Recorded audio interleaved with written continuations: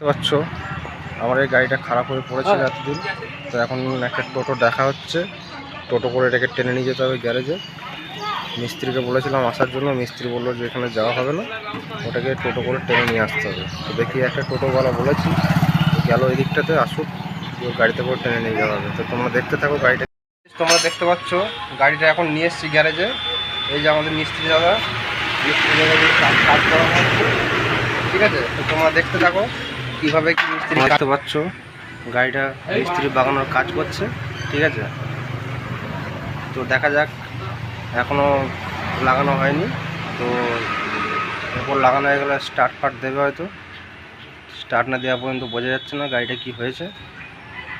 Hello guys, দেখতে পাচ্ছ finally আমাদের গাড়ি স্টার্ট হয়ে গেছে, ঠিক আছে। তো এখন পিক আপ নিচ্ছে পারবো,